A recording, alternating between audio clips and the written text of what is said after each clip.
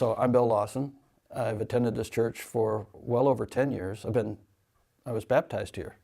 I heard Chris's sermon today, and it struck me that it told my story in a large part. So there were several things that struck me in Chris's sermon, and I kind of flashed back to my childhood. The 15% of children who stay in church or return, if it's only their mother that attends, struck me because that's what it was in my family. But listen to this study. Extensive research has been done on this, and it has to do with the likelihood that a child or that a kid will remain in church or remain a follower of Christ for their adult life.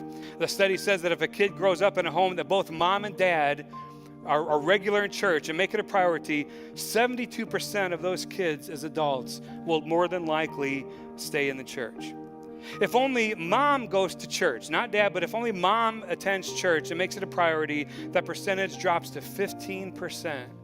15%. Now, dads, how important is your role? If only dad goes to church, not mom, but if only dad goes to church, makes it a priority, it's back up to 55%. If only one parent stays meaningfully connected to the church, it's the dads who are more influential. But sadly, if neither mom nor dad go to church or make it a priority, the number drops down to only around 6% currently of kids will grow up and will follow Christ and be active in the church. I have two brothers, and they don't go to church. My father would not come to church. He just didn't.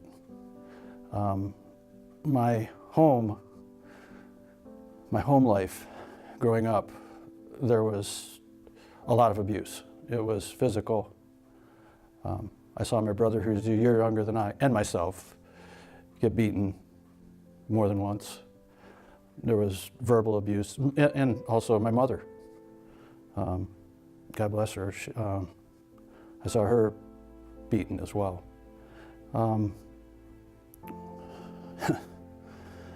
The thing that also resonated with me with what Chris said is it's not just coming to church, although that's important.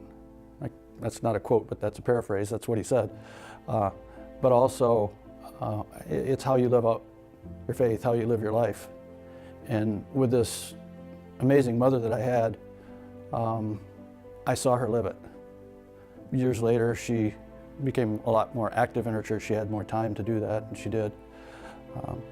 But growing up, with all the abuse and all the things that were going on, I just saw this beautiful woman live her faith. And even though I drifted away, there was something inside of me still. I remember having gone to a vacation Bible school, and on my way home, I felt free and safe. And when I walked in the door, it was like my father couldn't hurt me.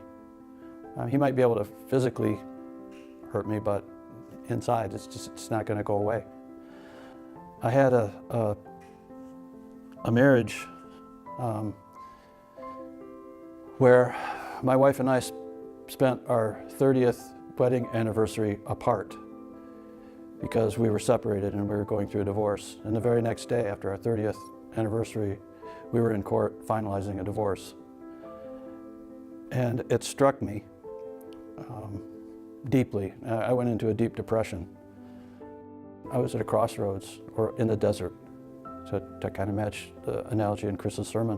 When our kids hit a desert spot in their lives as adults, whatever it might be, and they're tempted and they're tested and they're searching for ways to stand, they're searching for ways to counter Satan and to get through it.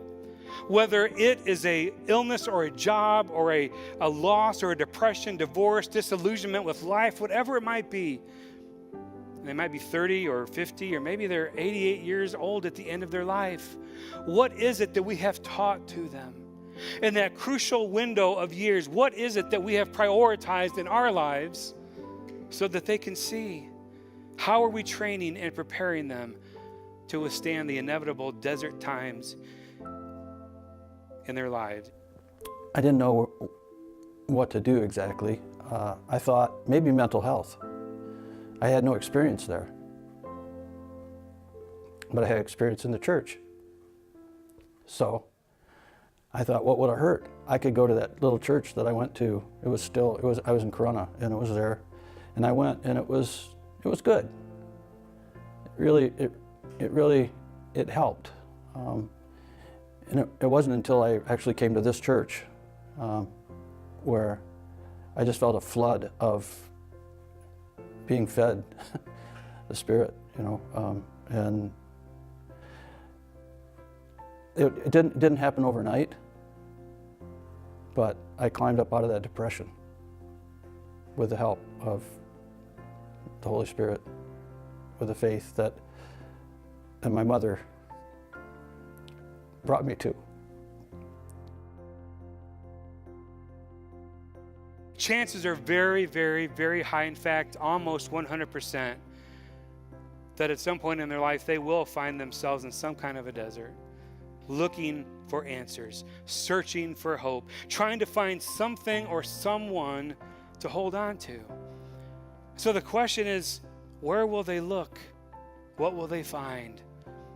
And ultimately, who will they trust? You never know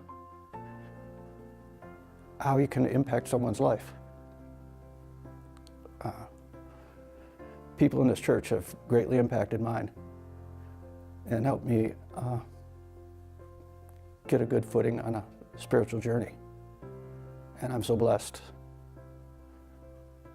This day in my life, I have a strong foundation in the faith. I have wonderful friends. I have a beautiful wife. I have an amazing life, and I am so blessed.